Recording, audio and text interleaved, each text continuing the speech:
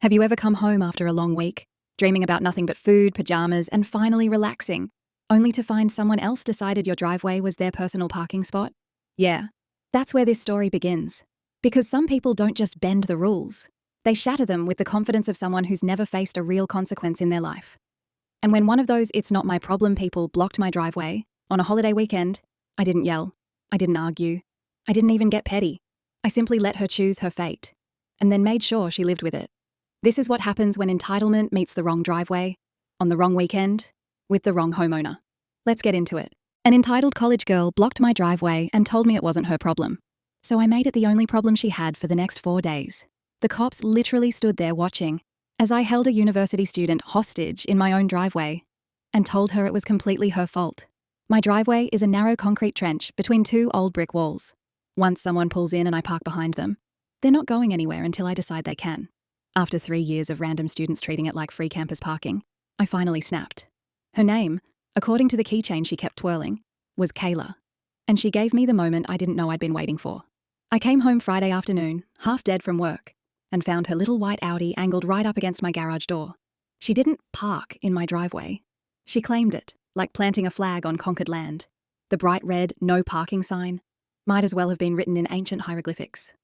I sighed, pulled in behind her, blocked her in completely, and went inside. Understanding neighbor mode was officially offline. Around 10 p.m., someone pounded on my door so hard I thought they were trying to break it down.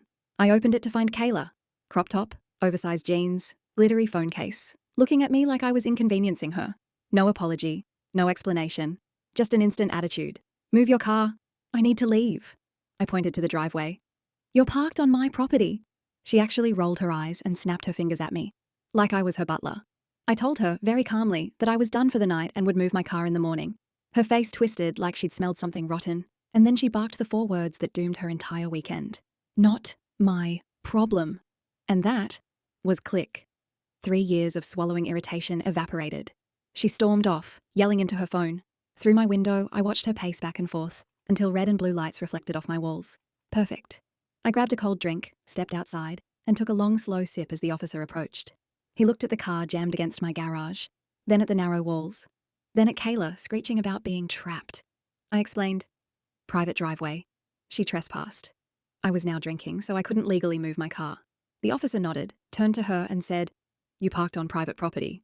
He can't move his vehicle while he's been drinking. Have a good night." And just like that, he left. That's when I noticed the calendar on the wall inside my kitchen. Labor Day weekend. 3 glorious days. So I walked outside and told her, "Yeah, I'll be drinking all weekend. You can get your car Tuesday." She shrieked so loudly, I'm pretty sure half the neighborhood's dogs howled. She mentioned having a class Tuesday morning. I shrugged. Not my problem. And that's when the fun started. Saturday morning, more police. Same outcome. Tow trucks came, took one look at the impossible angle and said, nope. Her friends came pleading. One whispered that it was her mum's Audi. Another tried to bribe me with $150. I sat on my porch, sipping my drink, enjoying the live reality show happening in my driveway. By Sunday, half the neighborhood knew. My elderly neighbor brought me muffins and said, "It's about time someone put these kids in their place." Groups of students walked by like they were touring a historical landmark, the Great Driveway Prison of Elm Street. Her friends rotated like a hostage negotiation team. Someone even ordered 15 pizzas to my house to annoy me. I tipped the driver and froze the leftovers. Thanks, Kayla. Tuesday morning, 7 a.m. I peeked outside. There she was, sitting on my front steps, hair a mess, makeup smudged, wearing the same clothes as Friday. She looked defeated. When I stepped outside in my work clothes, her eyes lit up with hope. Then my Uber pulled up. I got in, waved, and left. The look on her face. Absolute spiritual devastation. I came home around midnight after a great first date, and her Audi was finally gone. Just tire marks and the faint smell of burnt rubber where she must have peeled out like she was escaping a war zone. I never saw her again. But for the rest of the time I lived there, my driveway stayed empty. Always. Even during parties, football weekends, graduation week.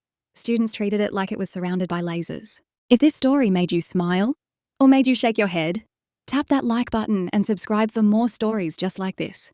New drama, new chaos, new endings, every day.